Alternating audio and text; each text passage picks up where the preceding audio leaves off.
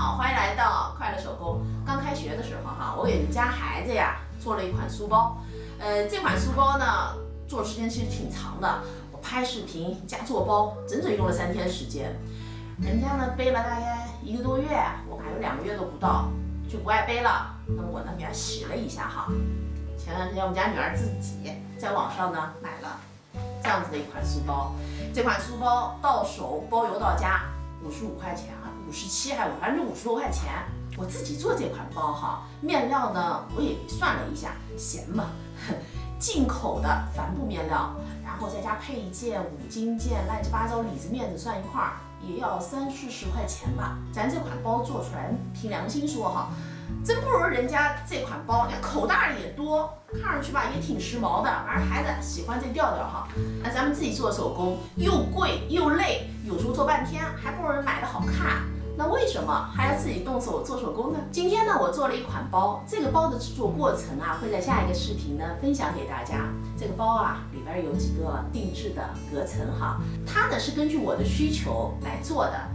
出门呢会带一个大水壶，这个水壶装满水之后是2斤，平时呢就我老公拿着，有时候骑自行车，这个水杯能背起来哈。他呢背这个水壶在前边骑，说实话我有时候觉得他挺可笑的，哎，50岁的人了，背了这么一只水壶在前面，其实挺好笑的样子。那我呢这样子有这个包了，我就能搁进去了。然后这个包的宽度呢，就正好是这把伞的宽度。杭州老下雨，还有出太阳什么的，你雨伞真的少不了。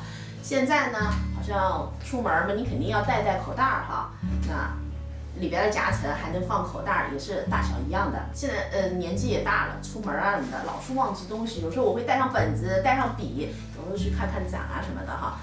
还有湿纸巾。以前我们过地铁，那我呢一个手机包，还有一个购物袋，那把这些东西放进去。然后我老公呢背了一个水壶，所以过安检的时候就很麻烦，2个人都得过安检。现在好了，这么一个包都能够搞定了。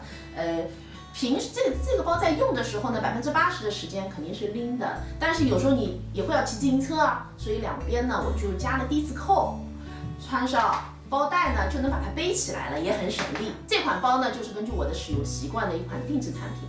那定制和流水线呢是区别挺大的，因为流水线上的东西它是不会知道你们家水杯是多大的，雨伞是多长的，是不是？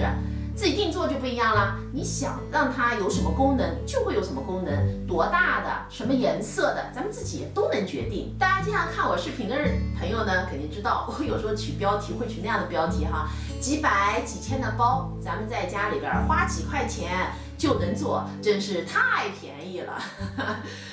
我这是视频嘛，因为标题取这样的标题呢，会增加浏览量哈。自己做啊是真便宜，是真的真便宜吗？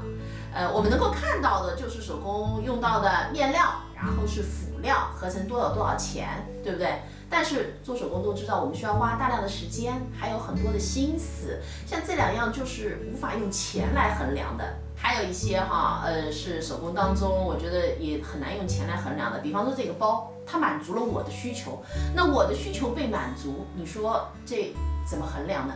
还有你别看前面的书包，我女儿不用哈，她如果下一次跟我说妈妈，我想要哪个书包，我还是会给她做。她想要哪个文具盒，我还是会给她做。为什么？她不用，我为什么还要给她做？很简单，因为我通过给她做手工来表达我对她的爱意。那她以后有孩子了，她可能孩子会说妈妈那个书包怎么样？哎，那个文具盒怎么？她会很自然的会想到我。这就是我跟他的情感联系，也是手工带给我们母女俩的情感联系。我的店里边呢有很多人来买辅料，有一个朋友特别逗，经常买那个铺棉，一下子就买铺棉，一下子就买铺棉。我说你买那么多铺棉干什么？我说你包味儿堆成山了。他说我送朋友，我呢就挺羡慕他的哈。我有时候就在想，这人肯定挺受欢迎的，他还做那么多的手工送朋友，他朋友肯定很多。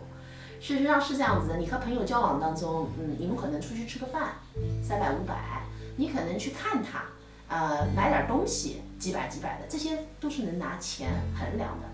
你为他做手工，你花心思了，是不是？你的朋友需求什么，在他市面上他去买流水产品，他不可得，而你了解他的需求，你为他做手工了。这些东西都是无价的。所以说啊，咱们自己做的手工，你看它多少价值，它就值多少价值，这是外边买不到的。这期视频内容就是这些了，感谢您哈，一直听我唠唠叨叨到现在，记得要帮忙点赞，嘿嘿，咱们下期再见。